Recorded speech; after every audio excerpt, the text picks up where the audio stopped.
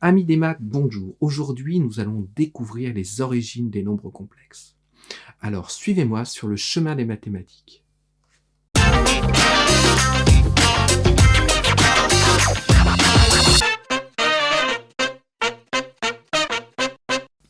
Comme bien des notions, dans le domaine des mathématiques, les nombres complexes ont été utilisés avant d'être définis. On peut même employer le terme manipuler à la place d'utiliser. Leur origine a eu lieu dans l'Italie du XVIe siècle, à l'époque où les duels mathématiques faisaient et défaisaient les carrières des mathématiciens. Souvent on présente les nombres complexes comme fabriqués pour résoudre des équations du second degré, qui contiennent x au carré, qui n'ont pas de solution réelle, comme l'équation x au carré égale moins 1. En effet, tout le monde a appris au collège qu'un carré étant toujours positif, x au carré ne peut pas être égal à moins 1. Alors pourquoi aurait-on inventé des nombres qu'on les appelle impossibles, imaginaires ou complexes selon les époques pour pouvoir résoudre de telles équations? En fait, c'est pour résoudre des équations du troisième degré, telles que x au cube plus 6x égale 20. Une équation du troisième degré va contenir x au cube. Donc c'est pour résoudre de telles équations que les mathématiciens italiens du XVIe siècle ont introduit les racines carrées de nombres négatifs, c'est-à-dire les nombres complexes. Et ceux-ci sont apparus lors du premier grand duel des mathématiques entre Cardan le fourbe et Tartaglia le bègue. Même si l'algébriste Scipio del Ferro a été le premier à approcher la méthode de résolution des équations du troisième degré, c'est à Tartaglia que l'on associe les premières avancées importantes en cette matière. Né en 1499 à Brescia, le petit Niccolò fut surnommé Tartaglia, le bègue. En effet, il avait des difficultés d'élocution, du fait d'une blessure due à un sabre d'un soudard français lors du sac de Brescia en 1512. Tartaglia franchit les étapes dans la connaissance des mathématiques une à une jusqu'à devenir un maître d'abac reconnu. Mais c'est suite à ces duels mathématiques qu'il gagna sa plus grande renommée.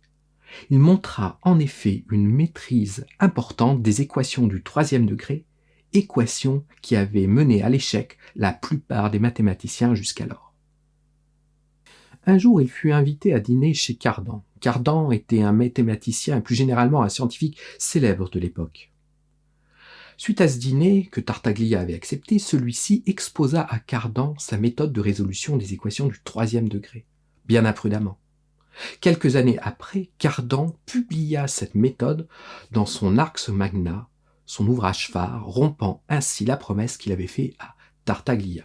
Peut-on en déduire pour autant que Cardan est un fourbe et un usurpateur? Pas tout à fait.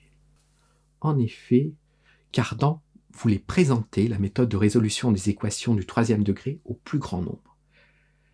Il ne masqua pas l'origine réelle de cette méthode, attribuant la paternité d'un côté à Scipio del Ferro, de l'autre côté à Tartaglia, ouvertement dans l'Ars Magna. De plus, dans cet ouvrage, il présente non seulement cette méthode, mais sa généralisation, et bien d'autres méthodes encore. Et il ne faut pas oublier que dans l'Ars Magna, Cardan a été le premier à utiliser dans les calculs des racines carrées de nombres négatifs, des nombres complexes. Quelques décennies après les faits que nous venons de décrire, un autre mathématicien italien de talent, Bombelli, a écrit un ouvrage remarquable, l'Algébra. Dans l'Algébra, Bombelli expose les différentes règles de calcul sur les racines carrées de nombres négatifs. Il donne ainsi le premier traité de calcul algébrique sur les nombres complexes. Mais ce n'est pas tout. Il introduit également une méthode de simplification des racines cubiques indispensable aux méthodes de Tartaglia et Cardan. Au-delà de tout cela, l'algébra est un magnifique cours d'algèbre qui pourrait être enseigné à tous nos élèves de la 6e jusqu'à la terminale et bien plus encore. L'histoire se finit mal pour Tartaglia, qui finit par perdre un duel, mathématique bien sûr, contre un disciple talentueux de Cardan, Ferrari. Il perdit beaucoup.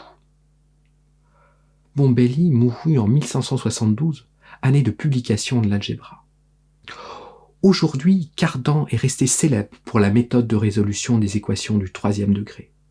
Ferrari, quant à lui, est célèbre pour la méthode qu'il développa de résolution des équations du quatrième degré, qui contiennent x4. Tartaglia et Bombelli sont tout à fait méconnus.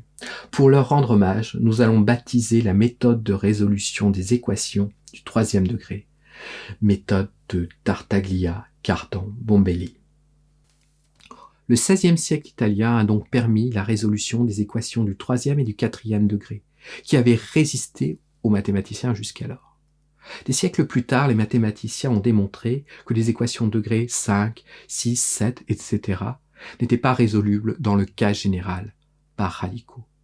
Mais cela, c'est une autre histoire sur le chemin des mathématiques.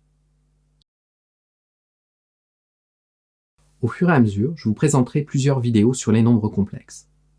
Tout d'abord, la suite de leur histoire, avec notamment les apports d'Euler, Gauss et Argand. Ensuite, nous verrons des exemples des méthodes de Cardan et de Ferrari. Mais attention au calcul. Nous étudierons également une partie des calculs présentés par Bombelli dans son algébre dans une autre vidéo. Bien sûr, je n'oublierai pas de faire un cours en plusieurs parties sur les nombres complexes avec des exercices progressifs. Si vous voulez suivre toutes ces vidéos, abonnez-vous sur le chemin des mathématiques.